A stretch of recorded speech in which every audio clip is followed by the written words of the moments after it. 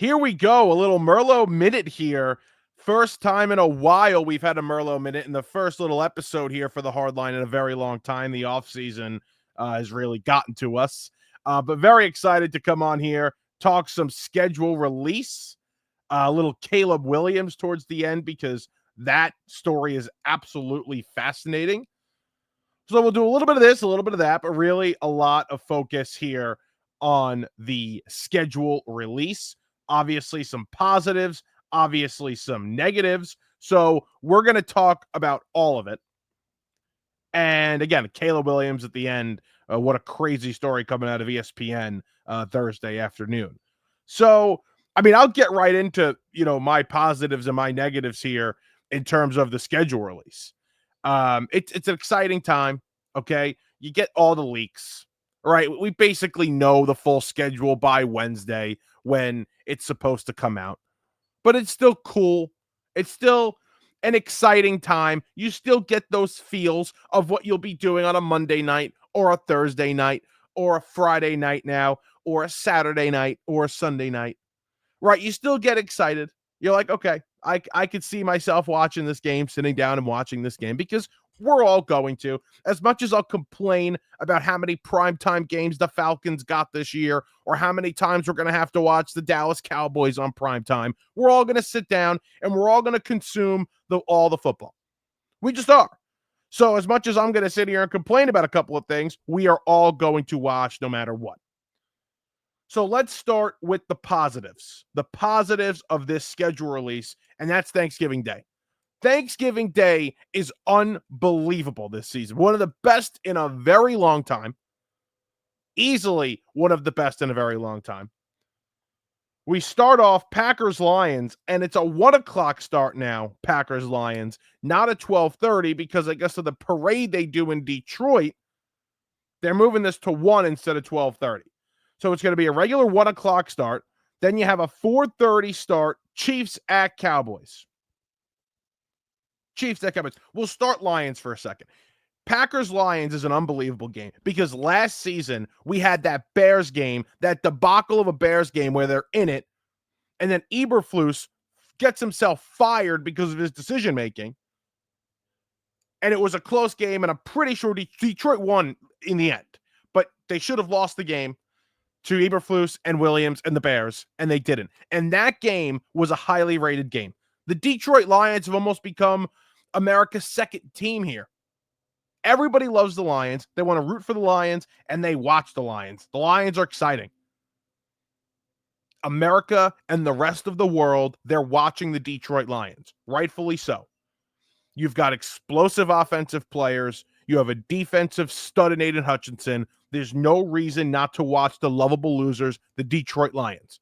Although at this point, lovable losers is going to become extinct because of how well they've played over the past few years. That game did so well last year, it almost outrated Giants Cowboys in the 4:30 window last season. That's how good that first window did.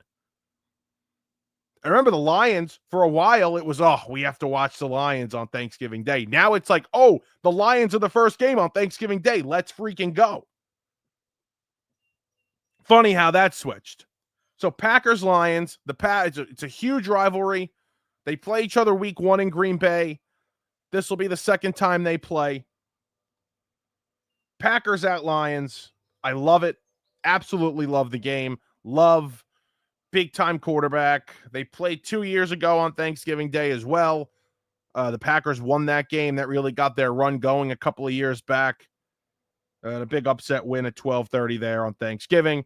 So I'm all for Packers-Lions, 12:30. Then we move to Chiefs-Cowboys. Chiefs at Cowboys. Obviously, Cowboys getting the Thanksgiving Day game as they always do.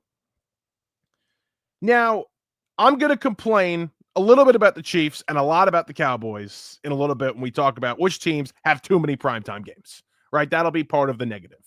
But obviously, Dallas gets one of these games, and you put them with the Chiefs. It's a matchup we haven't really seen, and you're getting the Chiefs. I don't remember the last time we've seen the Chiefs, if at all, on Thanksgiving Day. So to me, this is interesting. To me, I love this, getting the Chiefs here. in Dallas, in Jerry's world. I know some people are going to say, oh, we see these teams how many times? Why watch them, in a standalone game here at 4:30? This game does not count as a primetime game, by the way, and we'll get to that in a minute when we discuss the number of primetime games, because primetime game in the NFL is night game. Night game, standalone. That's primetime in the NFL. So technically, this is a primetime game, but not up to the NFL standards. This is a standalone game. So Chiefs at Cowboys, 4:30. I don't have any issue with it. I think you obviously have to have Dallas. And if you're going to put a team with Dallas, let's see a team that we don't see Dallas play much. And it might be the greatest quarterback of this generation. Let's go. Amen. And then finally, the best game of the day, easily, Bengals at Ravens. That sounds like a night game. That sounds like a Thursday night, Thanksgiving night game. And I think it's perfect. And I can't wait, because this division between these two is going to be a brutal battle this year. This is going to be a heavyweight fight at the top of this division. The Bengals have settled everything with the contracts besides Hendrickson, and I'm sure they'll get that done. If Burrow's healthy and these guys are healthy, Chase, Higgins, it's going to be a fun year in the NFC North. And obviously we know the Ravens. The Ravens are the Ravens. So this is a good, in my opinion, not a good. It is a great NFL slate on Thanksgiving. Excellent. Couldn't get better. And then Christmas Day. Oh, no, we'll do Black Friday first. I have a couple of issues with the Black Friday game. I'll be completely honest with you. So first off, the last 2 years, the game has stunk. Right? The first ever Black Friday game was Dolphins-Jets. And obviously they thought they were getting Aaron Rodgers and Tua in a big division game in the AFC East. Sorry for the landscapers outside, by the way, if you can hear that. But they do that division game, and it stunk. Obviously, Rodgers was hurt. I think he had Tim Boyle start that day, and I'm pretty sure Tua was hurt as well, and I don't even know who started for them. It was a terrible football game. And then last season, you had another bad football game with Aiden O'Connell or whoever was starting for the Raiders that day, and Mahomes and the Chiefs, who were struggling at the time, and the Chiefs got bailed and should have lost that game. They won it. But I don't like the 3 o'clock start. I know a lot of people are off on Black Friday, but what about the people that aren't off on Black Friday? Like, it's an NFL game. Do we have to play the game at 3 o'clock? Like, you could easily play the game at 8 o'clock. Like, people are going to be up. You start the game at 7 or 8 o'clock and not 3 o'clock. People are out. I'm not working my schedule around Raiders Chiefs or Jets Dolphins. Now, this season, it's Bears Eagles. It's a decent game. It's a decent game. But I'm not working my schedule around Eagles Bears. I'm just not. If I was an Eagles fan or if I was a Bears fan, okay, sure. But I'm not sitting there on Black Friday saying, oh, I need to be home by 3 o'clock. I need to watch Eagles Bears. I'm not doing that. And I'm a diehard. I'm not doing that. And I'm not going to feel like I missed much either, to be completely honest with you. Well, I like my guy Caleb, but we're going to talk a lot about the Bears. We're going to talk a lot about Caleb in a little bit. We moved to Christmas Day, which is becoming the NFL's day now. It was the NBA's day. The NBA owned Christmas, and the NFL saying, nope, this is not happening. We're going to find our way, and there is a way. The NFL always finds a way to get their ass on Christmas Day, and they've done that. 3 games on Christmas Day. It falls on a Thursday this year, so it's a little easier for them to get the game in, to get some teams there. And they did just that. And 2 of these games are on Netflix. And by the way, I think Netflix did an unbelievable job. I was always skeptical of that. And I was always an NBA guy on Christmas too. Growing up, I was an NBA guy. And I'll still watch a little bit of the NBA, especially the first game is usually the Knicks. So I'll sit there and watch that. But now we got a 1 o'clock start here with these NFL games. It's tough.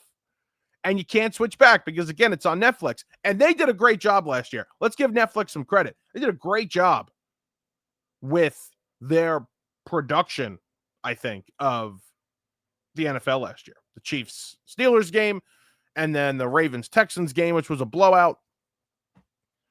I thought they did an excellent job last season. It looked good. The picture was clear. The audio was good. So I'm excited. I just hate the fact that I can't switch to, the NBA at some points. I got to do the whole input and this and that and switch the settings. You know how annoying it is with the streaming and whatnot, but it is what it is. I'll be locked into the NFL. And that first game, Dallas-Washington, yeah, that's good. I could live with that. That's a nice rivalry game. I'm good. And then the middle game, 4:30 Netflix. Detroit and Minnesota. These have been good games the past couple of years. Obviously, last year you had it for the division and the 1 seed at the end of the season. Now, I don't expect Minnesota to be that great. I also don't expect Detroit to be as great as they've been. They take a step back, but I think Minnesota's going to compete. Even with JJ, I still think they compete. The roster's loaded. O'Connell's an excellent coach. It's a great system, and I think JJ will have some success. So I think they're going to be in the thick of things. They might not make the playoffs, but they're an interesting team. They're a fun watch. You have Justin Jefferson. They're a fun watch, that's for sure. So I'm good with that. Another division game. And then you ended on a division game on Amazon Prime at 8:15. Denver and Kansas City. 2 playoff teams from last season. Bo Nix, Sean Payton should have beat Kansas City last season in Kansas City, had the blocked field goal.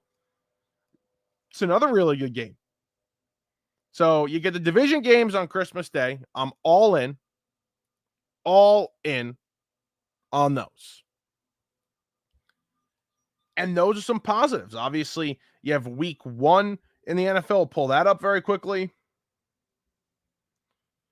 Yeah, I love how Twitter's like not realizing like what I'm saying. Like what I want. You open up the season, obviously Dallas and Philadelphia in Philadelphia. That's fun, as always. There were a couple of games they could have chosen, actually, though, for that week 1 game. And I'm surprised they went with the easy answer of Dallas. But it's what it is. It felt like a cop-out. Now I can't pull that up. I know the Sunday night game, week 1, that's going to be the Ravens and the Bills. That's excellent. You can't get better than that. You have a Packers-Lions in Green Bay for 425. Those are good. All right, let's get to the negative. That's what everybody wants to hear, right? Everybody wants to hear the negative, so we'll get to the negative. And we'll start with the Cowboys.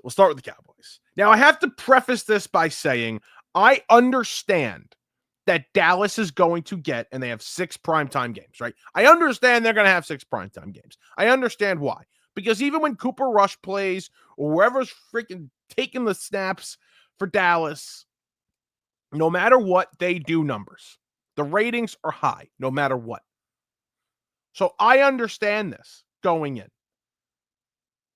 But it gets to a point where every NFL fan feels the same way I do. And I know I am basically just a therapist here for the NFL fan, because especially if you're an intelligent one, you understand you're going to get loaded with Dallas games on prime time. You understand why, but it's just so unenjoyable because the quarterback hasn't stayed healthy.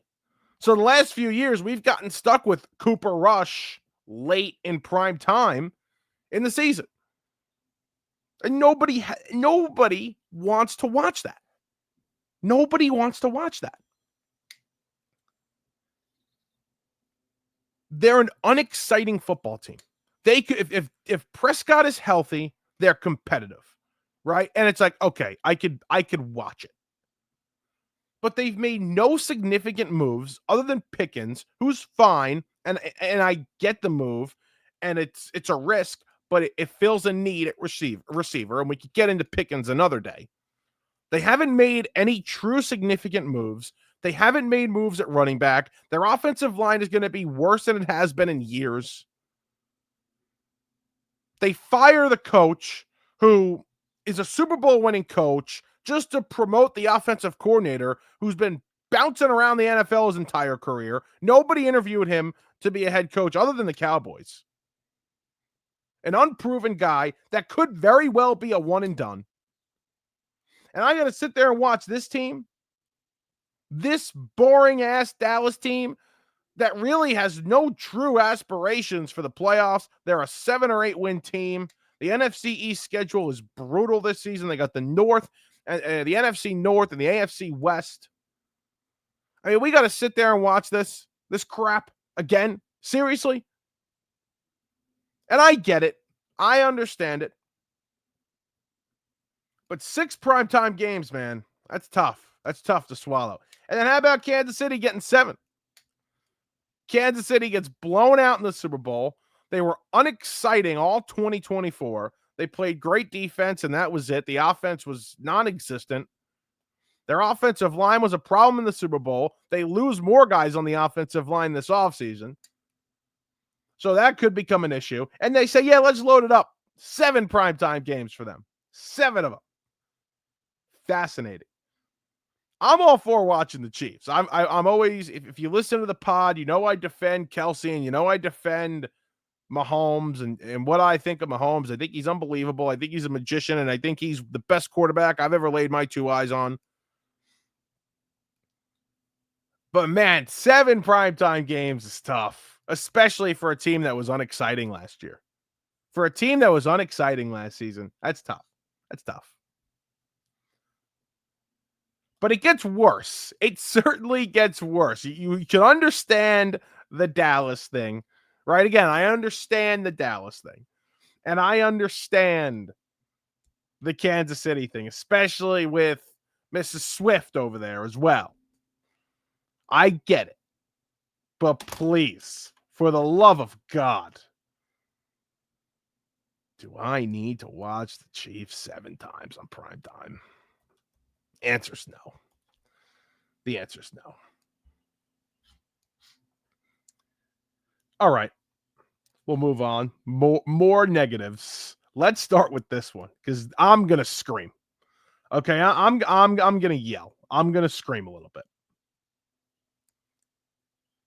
The Miami Dolphins have been the definition of mid, and if not mid, bad, for years now. For a couple of years now. They went to the playoffs, what was that, 2 years ago? They were frauds. They got blown out in the postseason. Okay. This team is the definition of a fraud. And their biggest issue is the starting quarterback can't stay healthy, right? The starting quarterback has an issue with health. We all know it. It's virtually impossible for this guy to get through a season without being injured. And it sucks, and I feel bad for him. This isn't making fun of him. This is just me proving a point. And the NFL says to us, hey, guys, we're going to put them on prime time 5 times this year.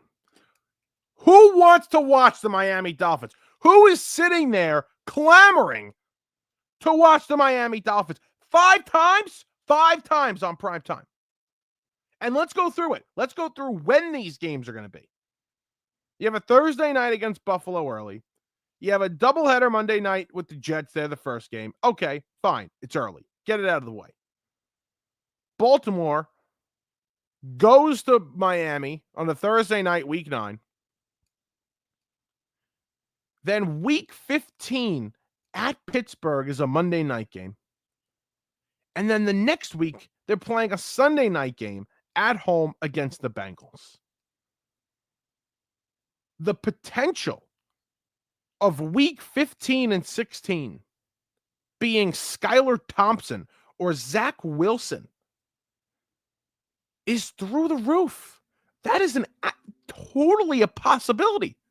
Like, 110% a possibility that we are getting Skylar Thompson or Zach Wilson in week 15 and 16 on prime time back to back, unless they flex it out. Are you kidding me? The Dolphins 5 times? Chicago's got 3 games. I'd rather watch Chicago 5 times. I think I'd rather watch New England 5 times. Team in their division. I'd rather watch the team that's growing up in the division, trying to get better, trying to get to this spot with a new coach and the young quarterback. I think I'd rather watch New England 5 times on primetime this season than Miami. Unbelievable. Unbelievable. 5 times. And then let's make this a little better. Let's put a cherry on top here. I'm not a cherry guy, but let's put a cherry on top.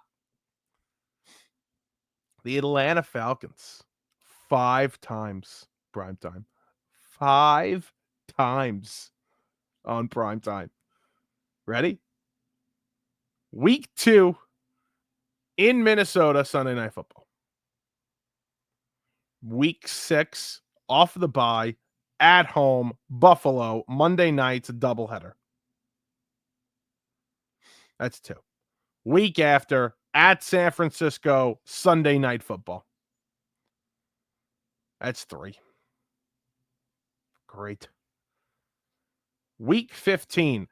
This isn't awful. Thursday night, short week in Tampa, probably division implications. I'm good with that. That's a Thursday night in Tampa, week 15. I'm good.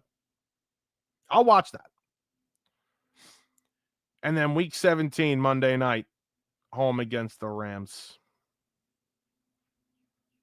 Can I ask a question? Who wants to watch this team? The team that choked away the postseason.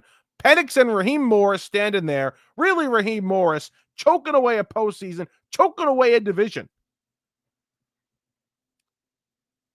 in 2024. We got to sit here and watch this team 5 times on prime time. Awful. Awful. No chance.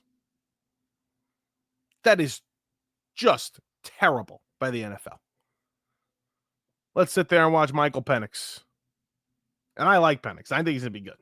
But I'm not moved in 2025 to watch them 5 times on primetime.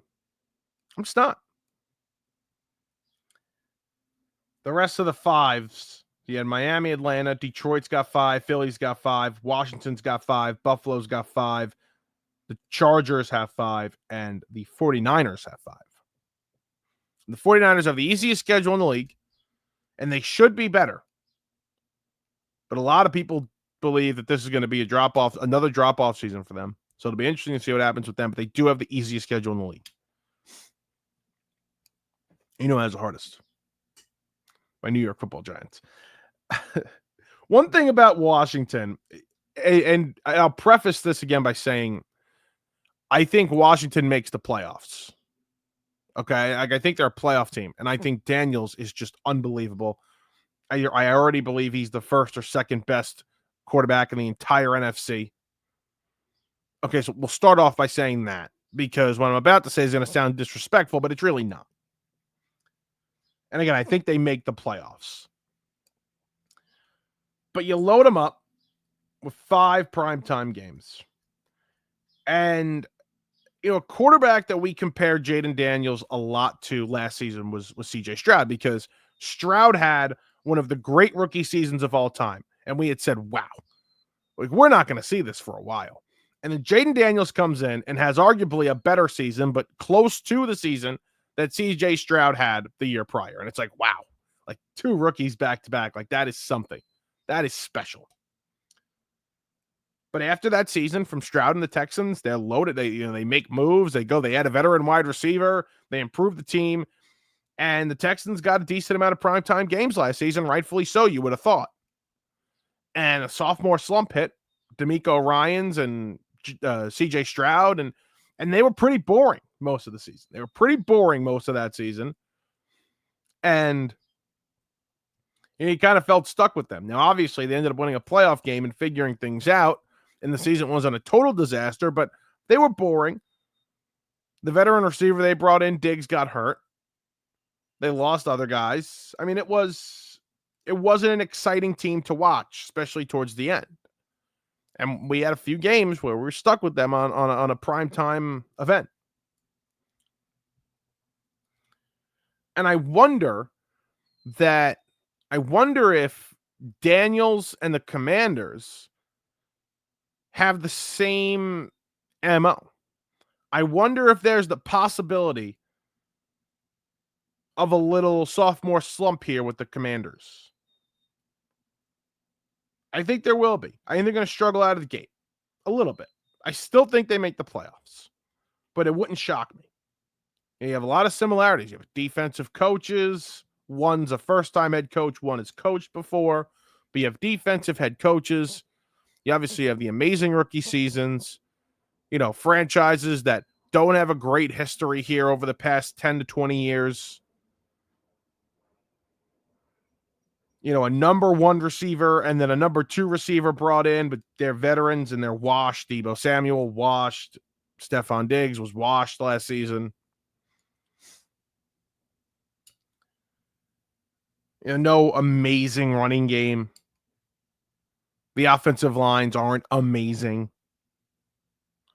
A lot of similarities between the Texans heading into 2024 and the Commanders heading into 2025. Just very interesting. And that's where I'll leave it. You want to see Daniels. You want to see the best players. I get that. But I just wonder if we're going to be sitting there in the middle of the season where the Commanders, are going through a little rough patch. And we're like, oh, we got the Commanders here. They haven't been playing well. We got to sit through this. Just throwing it out there. A couple of notables. The Titans, number one overall pick, Cam Ward, will not be featured on primetime this season. Neither will Cleveland. Neither will the Saints, rightfully so. Jacksonville, Indy, Carolina have one. The Jets in Arizona, they have two. And obviously the Jets are going to have two. I mean, the last 2 years, they loaded up on Jet games with Aaron Rodgers, and he was either hurt or they either stunk. And you thought you were going to have a team with the Jets, and the NFL bought into that, and it was bad. We know it was bad. So the NFL is not going to have the Jets on prime time, and we understand that. I don't think the Jets want to be on prime time either. They've done everything so well this offseason, kept everything so quiet, so under the radar. So yeah, well, let us play our games at 1 o'clock. We'll do our thing. Our fans will get in and get out, and that's it. And we're gonna have a good time. And the fan wants a 1 o'clock game. We talk about the primetime games as if they're this great thing. The fan, the diehard fan that is there every day, they want to go at 1. They want to get there at 9, get in the stadium at 1, and leave at 4:30, 5 o'clock, and that's their day. They don't want to have to get home at 2 a.m. for a 3 a.m. for a 8:30 start time. Nobody wants that. The fan wants that. Pittsburgh's got 4 primetime games. I don't want to watch Pittsburgh on primetime, obviously. I mean, it's the last thing I want to do. And I think we got lucky that Rodgers hasn't signed yet, because if he signed, you would have had more than you do. But at least you're saved a little bit. You're saved a little bit. I can't wait to talk about the Steelers. Again, it all depends on whether or not Rodgers actually signs there or not. But I can't wait to talk about the Steelers because, man, it's just going to be fun. This might be the year. This could be the year Tomlin goes. We'll see. We'll see. If Mason Rudolph is starting, we'll see. All right, before we get out of here, 5 minutes on this Caleb Williams story. So, Seth Wickersham, or Sham, I don't know how to say it. He's an unbelievable writer for ESPN. He writes books, big story breaker. And I don't mean like a big story breaker, like big stories like this, he breaks. But he's not like Schefter or anything. But he's an excellent writer. And he has a book coming out called American Kings, a biography of the quarterback. And he has a piece. They interviewed Williams, different ages, different. They look at a lot of different eras of the NFL and the quarterbacks. And When he started writing this, it was around the time of the 2024 draft. And Caleb Williams obviously was the talk of that draft. He was the young guy that everybody wanted to speak to, and he was able to speak to him. Wickersham wrote the book actually on, and I still have it. It's sitting right next to me, actually. The Patriots Dynasty, and I still haven't finished it. I'm like halfway through it. And it's really good. But it's on the Patriots Dynasty, and it's unbelievable. But either way, so this story with Caleb Williams did not want to go to Chicago, essentially, is what he says in this book. This is the access that Caleb and his father, Carl, just make sure I'm getting that right, Carl Williams gave to Seth here in this book. How they basically tried to do everything possible to not go to the Bears. Now, the father had an issue with the CBA and the rookie contracts and did not like that. He wanted his son, he felt like the rookies are giving up a ton of money and this and that. And, rookies should choose where they want to go and this and that and whatever, whether you believe in that or not. Maybe they are giving up a ton of money, fine. But that's the way of the world. We know the NFLPA isn't the strongest players association, strongest union in sports, probably the weakest. But either way, like, this comes out, and there are some quotes. There are some legit quotes in here. How Caleb said he didn't want to go play there. How Caleb met with Kevin O'Connell and the Vikings and told his father, I have to go play for the Vikings. So much so that Caleb's father looked at the UFL route as a possibility.